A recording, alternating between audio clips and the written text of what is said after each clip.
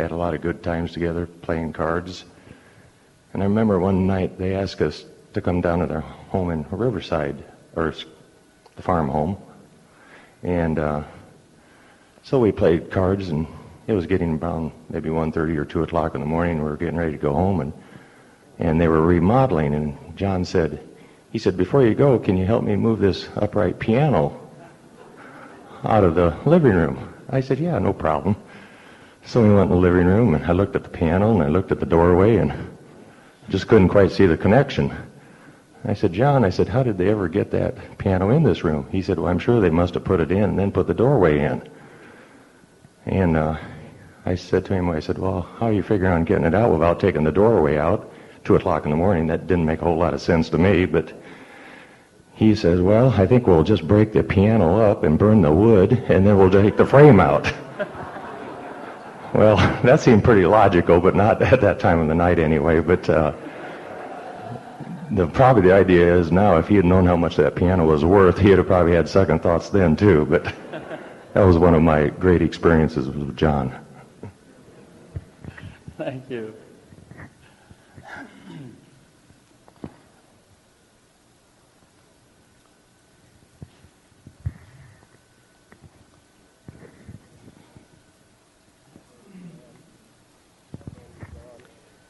I've known John for quite a number of years also. In fact, he was pretty good friends with my parents way back in the early 70s when a lot of people in this room first came to know Jesus. And I've known him over the years, and I've had some business dealings with him in Iowa City when he worked at the coach company, and he'd come in. And John was one of them men that you just always, although I wasn't very close to him, he was just a man of integrity. He was a man that when he entered the room, you knew you could trust him. And there was just an attraction there. I never knew him without that smile on his face. And I just would like to say that his family was blessed to have him.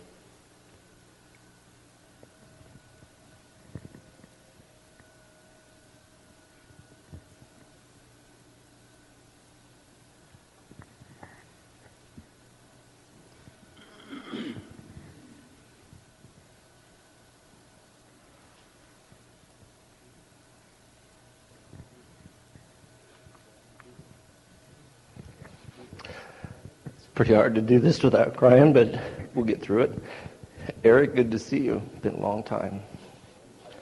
I've known John for many years. Our family, of course, knew him, and he was a part of Full Gospel many years ago.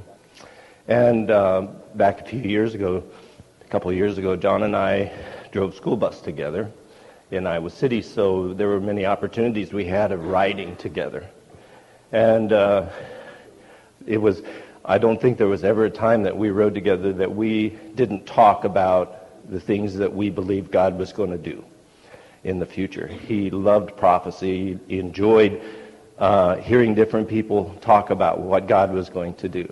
And so a lot of his vision was seeing the things that were ahead for us.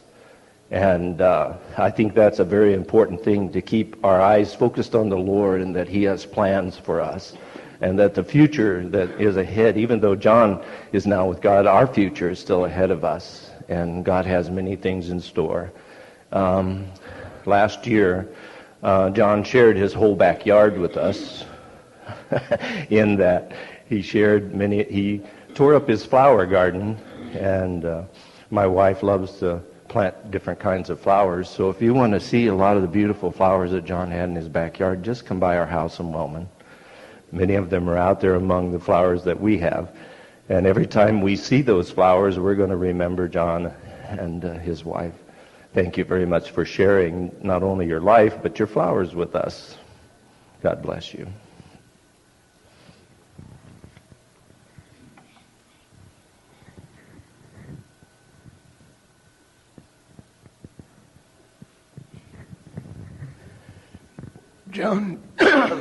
John's probably John and Carolyn, the reason we live where we do.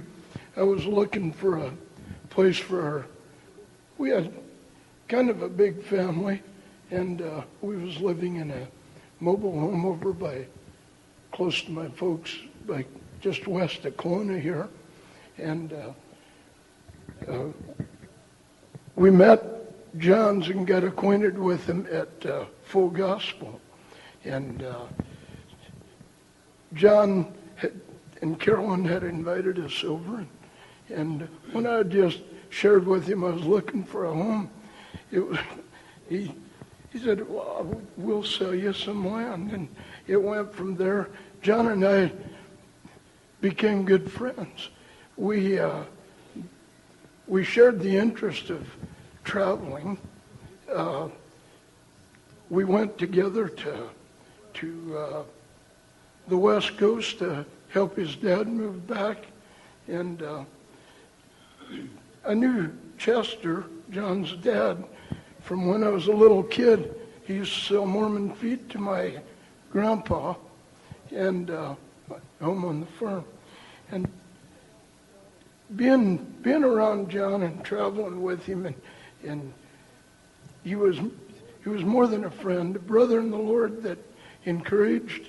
And one thing that I sensed from him was that not only did he enjoy these travels around here, he was looking forward to that trip home. We used to talk about looking forward to the rapture, when those that have went on, the dead in Christ, rise first.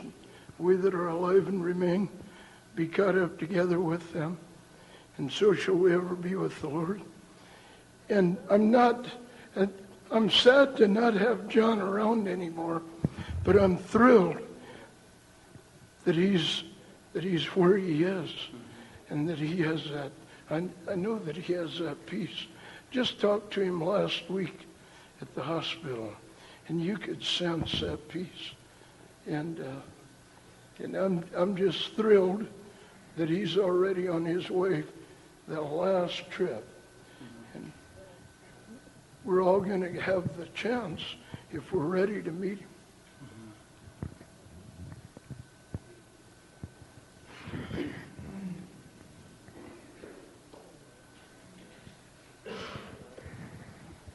When I was a freshman at Iowa Mennonite School, I had come from a grade school where I enjoyed it very much. We had close friends there and really enjoyable. But IMS was kind of a place where, when I was a freshman, it seemed like the men or the boys were kind of, they'd be one nice to you one time, then the next time they wouldn't be friendly to you. I remember that John Kauffman, he always was friendly, and I could always depend on John to be around, and he was very faithful to me.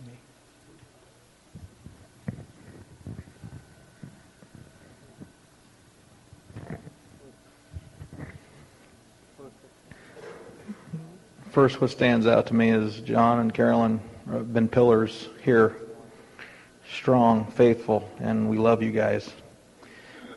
The thing that stands out to me, to be quick, is anytime you go to see John at the hospital,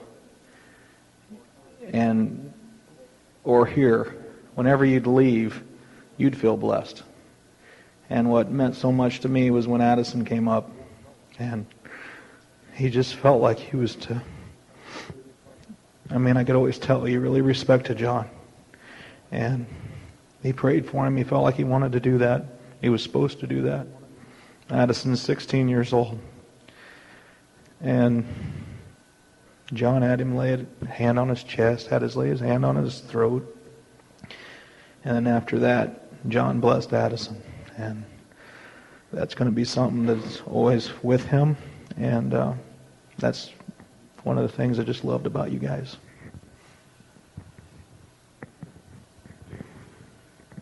That's one of the things. We still have time here for more responses like this, but that's one thing that we always heard spoken about John. He was a pillar, and that came to him prophetically as well as just as a compliment.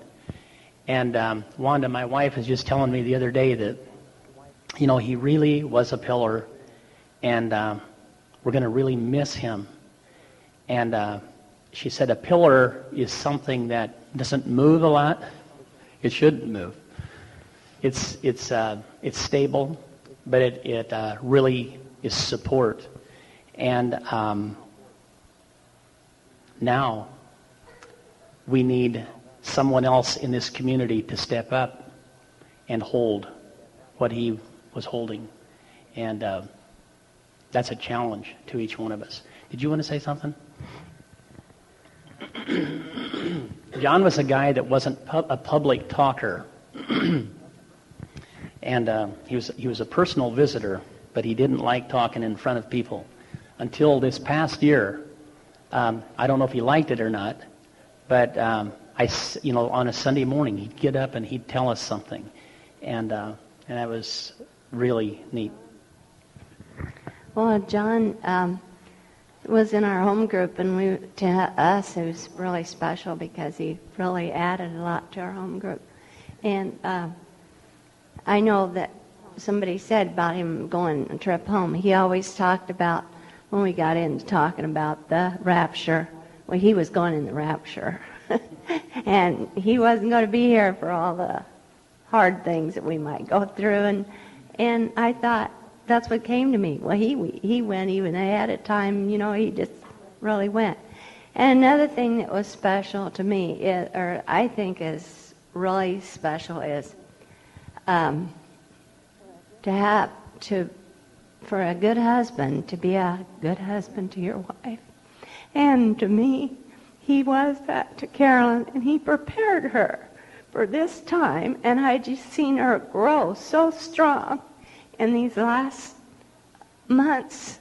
And after he got that, I just saw her blossom and get stronger. Just, it was just like the Lord was preparing her. And it was because of the faithfulness and the strength and the wisdom and everything else that he had. So, God bless y'all.